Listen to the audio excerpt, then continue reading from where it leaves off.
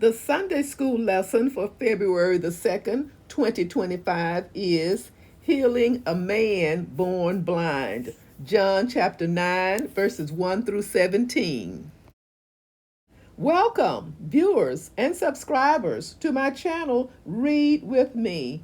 If you are new here, please know that this is an audio reading of the lesson. And every Sunday at 1 o'clock Central Time, I release a new audio for the upcoming Sunday school lesson. Thank you for all that you do to help this channel grow, one viewer and one subscriber at a time. A miracle. John chapter 9, verses 1 through 7. The blind man. John chapter 9, verses 1 through 2. Apparently, it was soon after the Feast of Tabernacles that Jesus and his disciples came across a man in Jerusalem who had been blind since birth. He must have been well known, for the disciples knew of the longevity of his condition. Jesus' disciples held the typical Jewish attitude of the day that physical malady indicated God's displeasure with the person and constituted judgment against him. The question in their minds was, had he himself sinned, or was he bearing judgment because of some sin committed by his parents? This question was a bit strange. If the man was being punished for a sin he committed, it had to be a prenatal sin.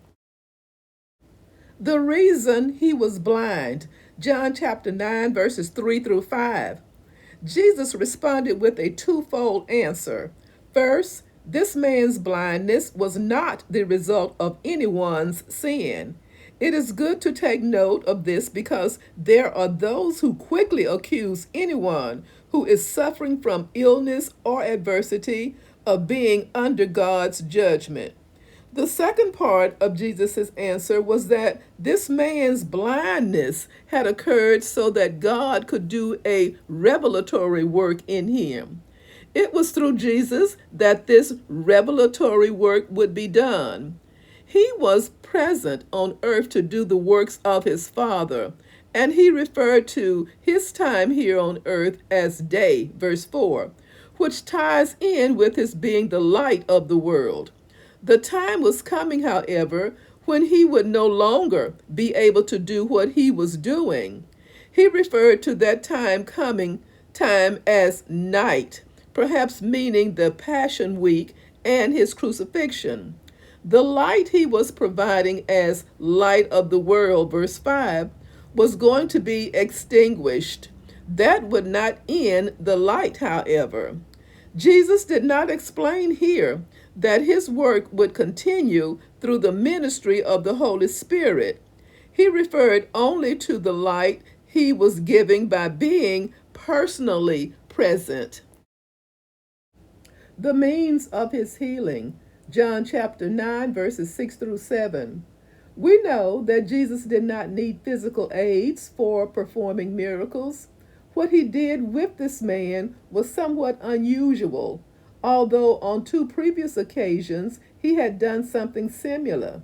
Jesus spit and made clay to put on his eyes, then told him to go wash in the pool of Siloam. Did Jesus have some purpose using unusual, unneeded means of healing? No explanation is given in the text, but perhaps these particular people needed something to strengthen and aid their faith. In the case of this man, he had to exercise faith by going to the pool to wash the clay off. When he did, he was healed, and he returned with full sight.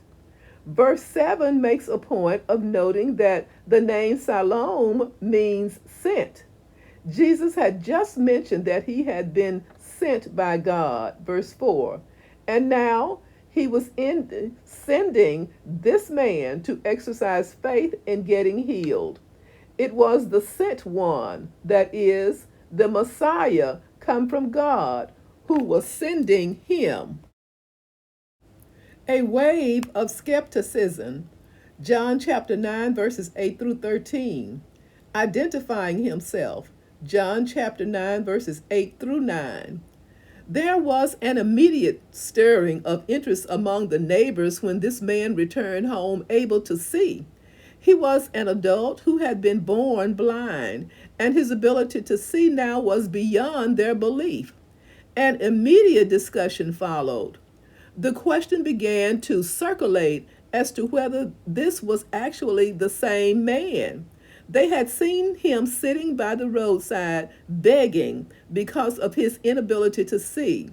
But now, here he was talking about seeing everything for the first time in his life. As he listened to the discussion going on around him, the man assured them that he was indeed the man who had been blind. This reassurance led to further questions. The curiosity of the neighbors is understandable in view of his lifelong condition.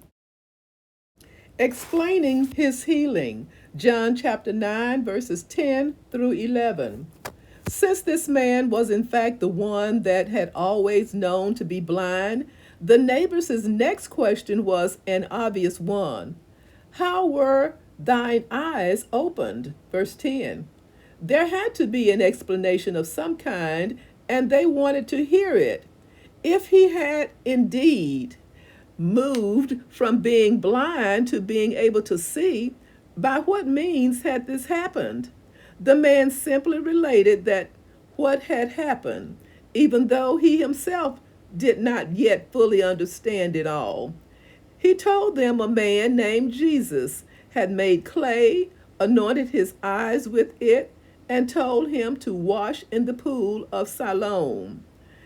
When he did this, his eyes were opened and he was able to see. We learn later that this explanation did not satisfy the religious leaders. They were determined to deny that Jesus had anything to do with this incident, so they questioned the man further. Verse 24 says, Then again called they the man that was blind, and said unto him, Give God the praise. We know that this man is a sinner. The man stated that he did not know whether Jesus was a sinner, but that he did know he had been miraculously healed of his blindness. When the Pharisees still asked for information about how it had happened, the healed man countered, I have told you already, and ye did not hear. Wherefore would ye hear it again? Will ye also be his disciples? Verse 27. Facing the Pharisees, John chapter 9, verses 12 through 13. The man's initial encounter with the Pharisees took place when the neighbors could not reconcile in their minds what they were seeing and hearing. They wanted to know where this Jesus was and if he had been there and healed the man. The man had no answer because he had still been blind at the time of his interaction with Jesus. After his return from the pool of Siloam, he had no idea what the man who had helped him looked like. If Jesus had been right there, he would not have known him. It was only later that Jesus would come to him and reveal himself as his benefactor, verses 35 through 38. As of now, all the man knew was that it had been the man they all knew as Jesus. Since he had never seen him, he had only one possible response to their question about where Jesus was.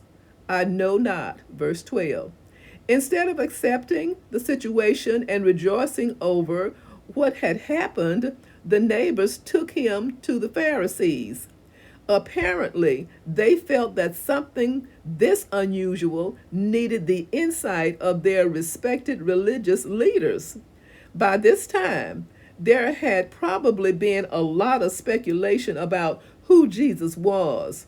They knew their leaders were opposed to Jesus, so they must have felt it was important to get them involved in this situation. A controversy, John chapter 9, verses 14 through 17. The Pharisees' doubt, John chapter 9, verses 14 through 15. Verse 14 is an explanation by John that almost sounds like, oh, by the way. He did not write it lightly, however, because this is a significant bit of information when it comes to the opposition of the Pharisees. Their very legalistic view of the Sabbath caused them to oppose just about everything Jesus did on that day of the week. It provided them with numerous excuses for condemning him and his ministry. Jesus had come to fulfill the law and was not bound to it legalistically the way the Pharisees were.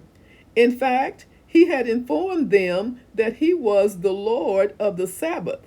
This occurred during one of his earliest confrontations when his disciples were picking grain and eating it on a Sabbath. Mark chapter 2, verses 23 through 28.